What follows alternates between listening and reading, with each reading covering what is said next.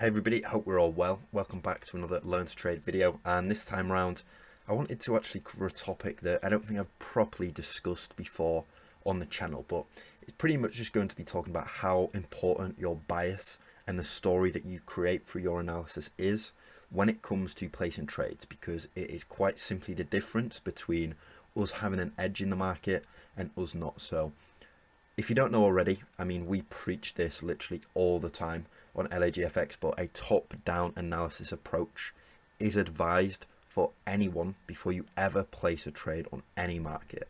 Now, the reason we want to do that is because we have to understand that the market is always following a higher time frame bias, and the things that or the price action that price is delivering in a market is fulfilling some higher time frame target that we have. So when we're trying to get involved on the lower time frames, we have to remember what the higher time frame target is, so that we understand if we are on the right side of the market. So I wanted to pull up the US dollar to the Japanese yen because it has had some crazy price action the past, I guess we can say, 6 months.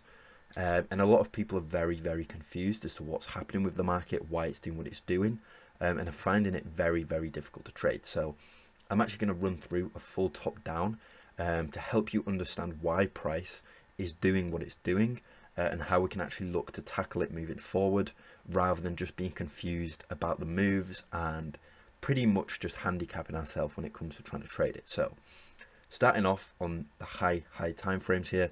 So this is the 3-month time frame, so every single candle is representing 3 months of data. However, that does not matter. People are thinking, well, that's crazy, but all we have to do here is just look at the structure. So we can see that in this market, we obviously started at a point here, and this was a high. So if we just get the brush tool, maybe the highlighter tool is slightly better, we understand that this is a market high, this is a market low. We then come to penetrate that high, so we actually create a higher high. We then come to create a low, so we actually create a higher low. We then we create a lower high. We have a low here which doesn't fully surpass the previous low, so technically we could argue that this isn't a lower low, so it's not until this point here that we actually create the new lower low. However, we understand that this point comes back up to mitigate all of the positions left over in this region, so we could argue that this is the previous lower high or protected high in the market. So assuming that, we know that from this point, from this high, price has been trading bearish. Okay, now because it's been trading bearish, we have to understand that we want the highs to be protected in order for the institutions or for the smart money operators to continue profiting on long positions, because we have to understand that at this point right here, what's happened is that they have executed large sell positions which they have profited from for this entire run lower, for the entire 5 years that price was moving in this downwards phase. They had sell positions that they were profiting from, and arguably they want to continue profiting from that for as long as possible. However, we see that at this point, price comes past and blows through what should have been a protected high, which tells us that they are now out of the sell positions because they have blown price through, which therefore means to me that they are no longer wanting to push price down and profit from sell moves. Instead, they have the purpose of wanting to now profit from longs and take the market in the opposite direction. So the most important thing in the market right now is that displacement. We need to focus on that because it tells us that price is now ready to start running higher and start profiting from buy positions, because we have to understand that down here, in order for the market to reverse, the institutions once again have executed buy positions. Now the fact that they have blown through and displaced the market means these buy positions that they were profiting from weren't just to come and mitigate any positions higher, it was actually to start a new bullish run. So the second we displaced that, we were now looking for bullish structure. So we obviously know by now, but because we have broken this high, because we've had this break of structure, we can now understand the price is now going to want to protect the low in the market, which to me is going to act as this position down here. So this is now acting as our protected low in the market, but let's understand what has really happened in this region. So we've had this heavy move higher. We've then had a pullback, which has come down to mitigate something within this region. We can argue that it is actually mitigating. The candles here, because we've only wicked through this level, we've not actually had a candle close. So for example, we may have taken this as the demand zone, and we could say yes, price has fallen through, but we've had no candle close through or past the demand zone, which means that price hasn't actually invalidated that zone.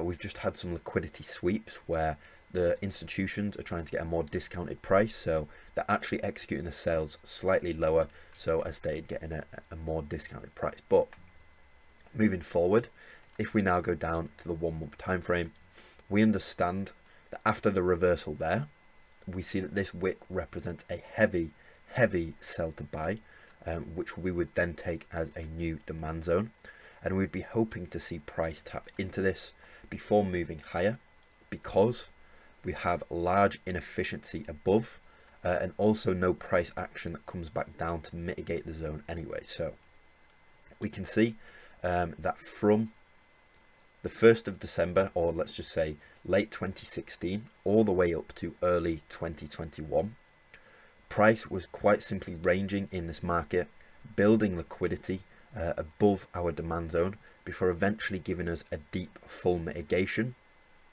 and then moving higher. So for 5 years, or arguably just over 4 years, price has literally just been accumulating.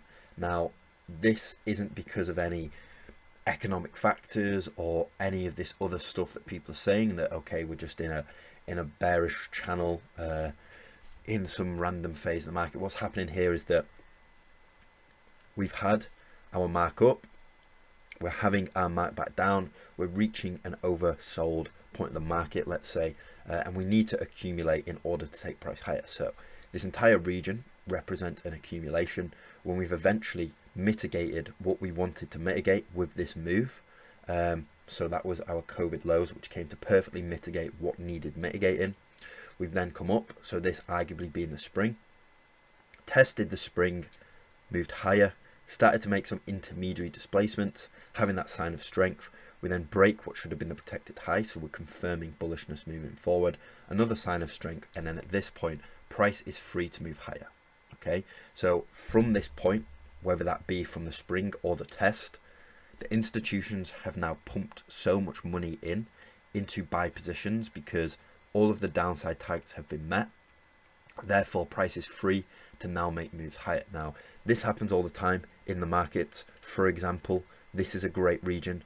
All we've been doing here is pretty much arguably distributing, and then once we've finally mitigated everything there is to mitigate, we've distributed, we are then free to make these heavy moves lower. Same thing again on a smaller scale here. Another Wyckoff price cycle. We've had the markup, distribution, markdown. Now all this is in the higher time frame scheme of things, it was just the same thing where we had a markdown, accumulation, and now we're having the markup. And because we're in bullish structure, we understand that the markup should always be bigger than the markdowns. Now, just to add some more information into that, what we can do is we can actually look to try and highlight some of the points within this. So we obviously trade down to a selling climax.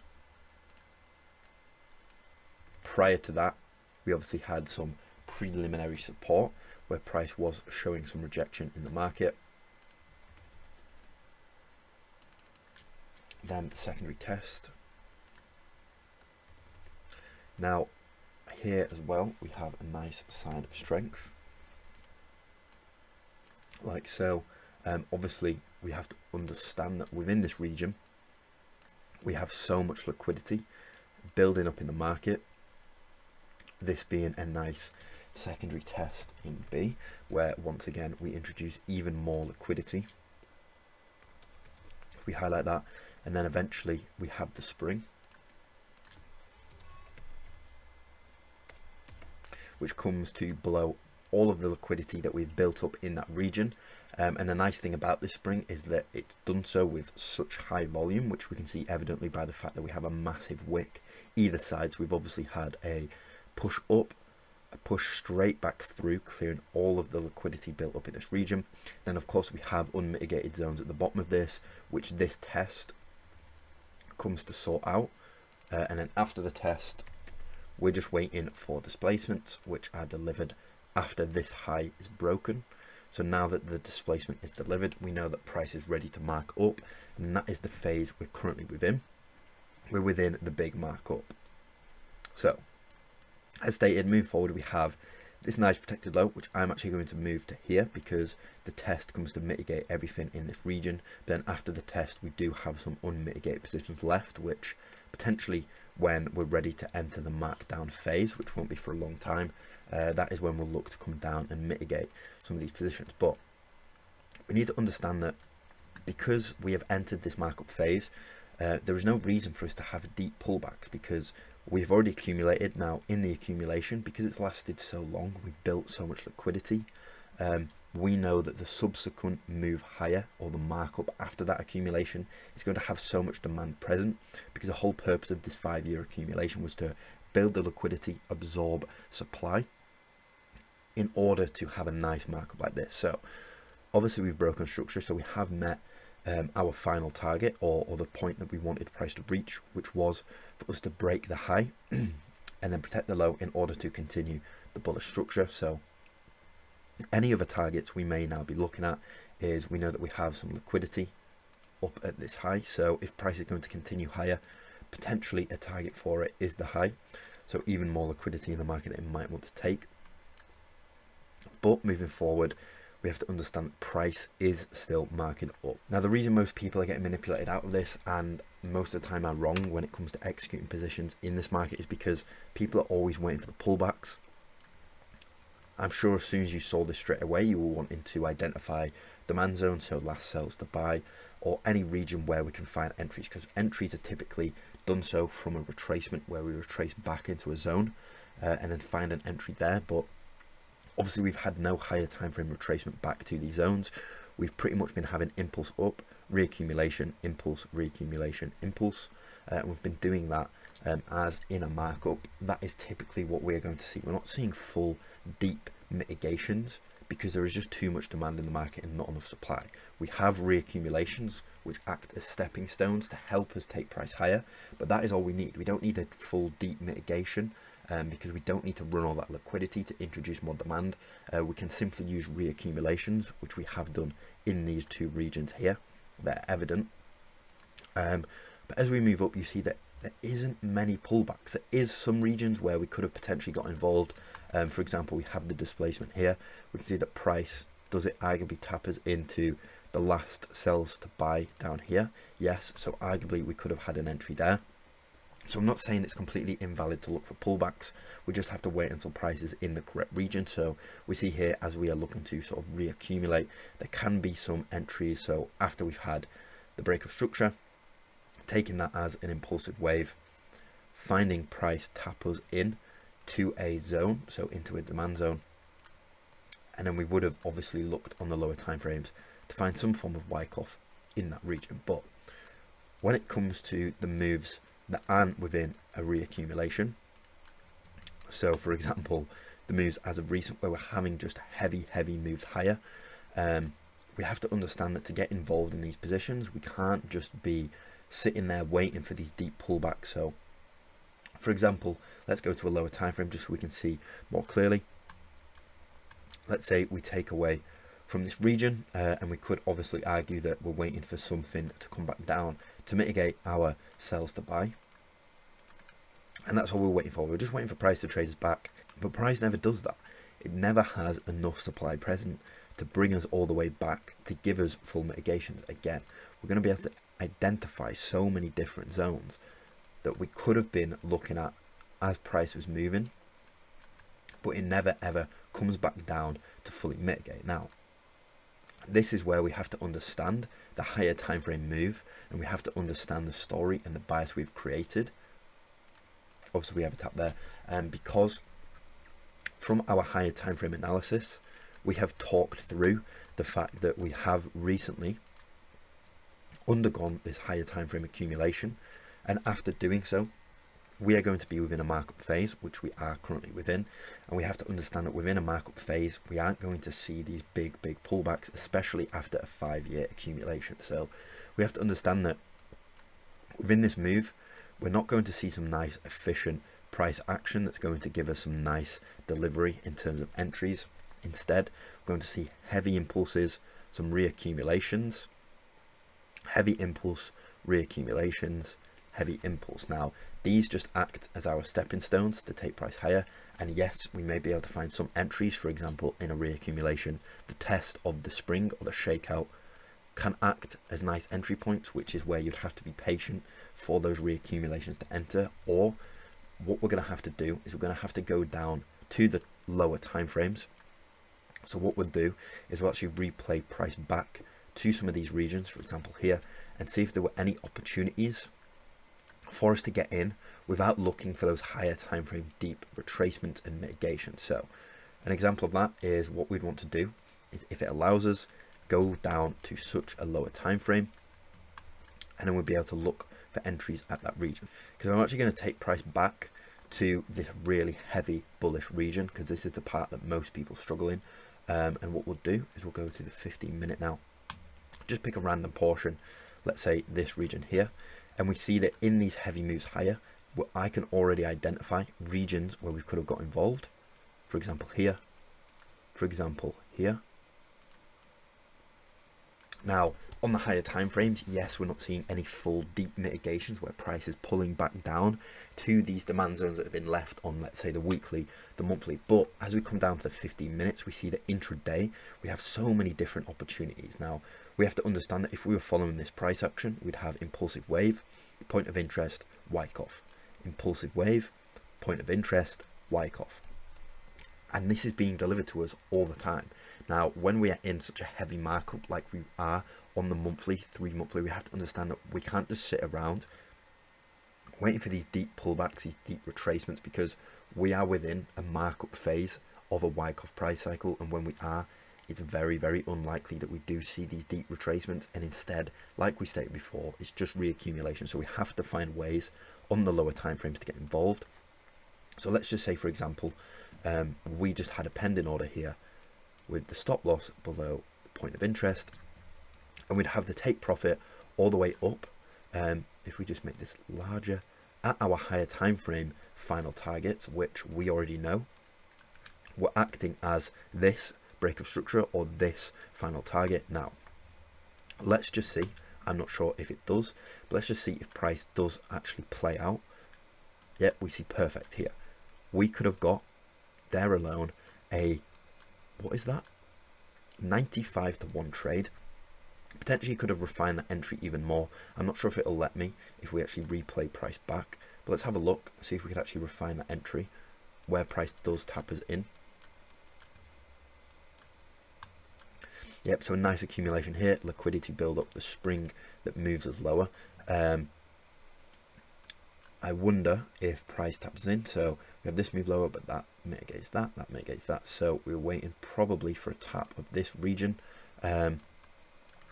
We see we could have got involved there. We would have been liquidated. So potentially not, potentially there wasn't a refined entry. We would have just waited to have the tap of that zone and the continuation higher. But regardless, we can see here that if we scroll back, we have had that 95-to-1 potential trade where we could have even kept 25 or 20% of the position running on the off chance price continues higher at this region, which then acts us at a 171-to-1 RR. So we have to understand that when we are within these higher time frame markups, so our 3-month or monthly markup after the accumulation, we're now having the markup. We can't sit on the higher time frames waiting for these deep pullbacks. We instead have to understand from the bias that we've told ourselves, so we know we are in the Wyckoff markup, that yes, rather than waiting for these deep pullbacks, these deep mitigations, we're instead going to have to go to the lower time frames to find more aggressive entries. Now, this can be applied on any single time frame. So yes, on the weekly and the monthly, we are taking the fact that we've had this 5-year accumulation, we're now in the markup. For example, we're going to see examples of this on all time frames. Let's say a great example could just be in this region, we've had an accumulation, a markup, a distribution, a markdown, an accumulation, a markup. So there's another example. Now in this region, we could have been sat in here just saying, oh, we need to pull back down to the demand zones, to the last sells to buy, and all the while in this entire markup, we are never getting an entry because we are within a markup. We're not going to have a full deep retracement within the markup. Instead, we're going to have reaccumulations, which we do. And in this zone, which we are currently within, so let's just say that as of right now, price is literally done this. The past year, the past 2 years, we are within this phase here. After what we did have as the 5-year accumulation. And the funny thing is, this is literally an exact representation of current price action on the monthly. We had that 5-year accumulation, or in this case, a 5-day accumulation. We've then had a nice day or two of a markup, and within this markup, if we want to get involved in the market, we have to understand we'll have to use such a lower time frame to get involved in more aggressive entries, like I showed you the example of in this position, rather than just identifying demand zones and waiting for them. Yes, that's valid, but for example, we've had 2 days where we could have had lots and lots of long opportunities, rather than waiting an additional however many days it was until we get that deep pullback into a demand zone before taking us higher. So we have to understand that if we are just going to look at this current markup on the monthly, so representing as this move, we could be waiting another 2-3 years until we finally get a pullback into a zone that presents us with a long opportunity. Instead, I'm going to be using the 1, 5, 15 minute to find entries. Now, yes, we can say that, but what if we get this lower time frame entry and we do eventually just have even a small pullback that takes us into break even or a loss, blah blah blah? Well, because we know it's in a markup, I know that the edge in a markup is for us to just find these aggressive long entries, because like we stated here, from one entry we had the potential to make 171 to 1 RR. After partials, who knows what that would end up, but let's just say, for example, that still ended up at a 40 to 1, so we're making 40 RR back. We could afford to lose 40 trades and still come back at break even. Now, when we're being aggressive, yes, every now and then we may get liquidated, and we may see even just a small pullback which comes to liquidate us. It doesn't matter, because when we get it right, and we will get it right multiple times in this markup, we are going to profit so much. So even if we were to just zoom in on this region that I've highlighted, we'll see that in the lower time frame scheme of things, it's constantly protecting the lows. There is never a pullback to break any of that structure. So we could have got involved in any of these structural points with a stop loss below the low, and we would have profited every single time.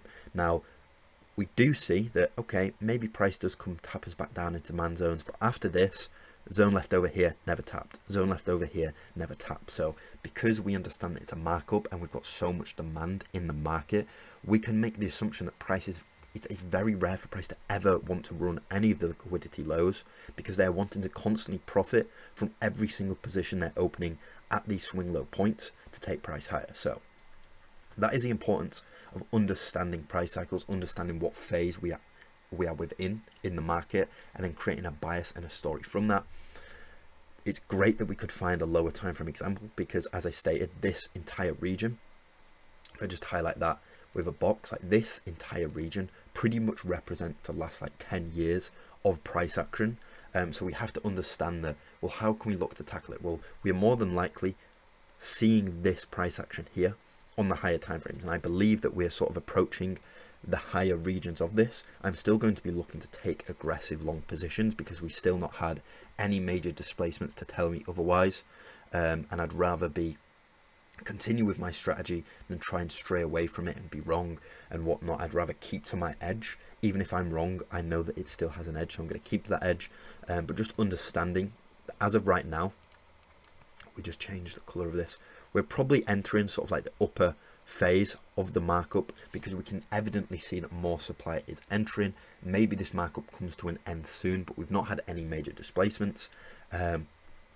So we have to understand that potentially soon we're going to enter another ranging market like we have had with the accumulation, where we'll now see a distribution. So that is our bias. That is why price has done what it's done. That is why you've probably been extremely wrong when it comes to trading this market and not been able to actually catch any long opportunities, because there just hasn't been any of these deep pullbacks, deep retracements you've been looking for, because we have been within a markup. And if we understood we were within a markup, we would have been able to take so many long positions so long ago, because we would have had the assumption that price was going to make the move it's had, because we understood that we've had the accumulation, we're entering a markup like we've just seen on the lower time frame. We understand that a lot of these lows are going to be protected, the intermediary lows. Price is not going to make a full deep pullback, because all of the institutions are profiting from every single sell position they've executed whenever the market has reversed higher. So I hope that's given a quick insight, or a good insight into why a bias and a story is so important, because if we were to have done this analysis and understood what price was doing longer term, we would have had so many great long opportunities. Now that was just one opportunity, and I think we saw multiple regions where price tapped to a demand zone on like the 5 or 15 minute. And each time, because we're getting in on such a low time frame, we're using lower time frame swing points, which could have stop losses of 7 pips and take profits of hundreds and hundreds of pips. So that is why we have this potential to have these crazy trades, because we're within a markup, and within markups and markdowns, that is when it is best to be getting in on your positions and being aggressive with entries, because price has so much demand, or on the flip side, so much supply in the market, that is pushing it so heavily in that direction and allows us to profit from these major moves. Of course, when we're range bound and we're in a higher time frame, Wyckoff and schematic, it's going to be harder for this to happen, because price is constantly bouncing back and forth, creating and then clearing liquidity, not giving us a full confirmed bias. But when we're in a markup like we are within, which so many people have been unfamiliar with, that is when it is a great, or the best opportunity to profit. So next time this happens in a market, regardless of the time frame, because this happens on every time frame, as we saw, we see it here. And then when we went down to, I believe, was it the 15 minute, we had this exact structure that we're seeing here on the 15 minute. And we saw that what happened is we had a distribution then happen and move back down to finally come and mitigate some of the demand zones that were left over before making moves higher. But as we stated, that may not be for another year, 2 years. So stop waiting around for those pullbacks, find those aggressive entries, and understand what phase of the market we are in. Give yourself the best bias, the best story, to ensure that when you are trading, you are giving yourself the opportunity to profit from these crazy positions, rather than being sat around trying to sell into demand zones. So for example, anytime you see a pullback, you're instantly saying, right, price is now bringing us back to this demand zone, let's get in on sales, sell it back into the demand zone. And each time that, let's say, we see one of those moves happen, so we see a slight displacement, and you're waiting for price to trade us back down into this zone, so you're getting in on sales, all it is a reaccumulation to take price higher. Everybody getting in on those sales has now just been liquidated from their stop losses, and this has happened many times throughout this. So stop trying to wait for those deep pullbacks, get in on those aggressive entries, and give yourself the opportunity to profit from trades like this one here at 171 to 1. So hope that cleared stuff up. If not, make sure to just comment, send me a message. All of our socials are in the link below. If you want some actual one-on-one time with me, some tutelage, make sure to message me on Telegram to ask about the VIP packages or the mentorship program, which is actually coming very soon, within the next few months, which will be a great opportunity for you to work one-on-one with me and me to show you my strategy in full. But with that being said, hope you enjoyed, and we'll see you next time on another Learn to Trade video.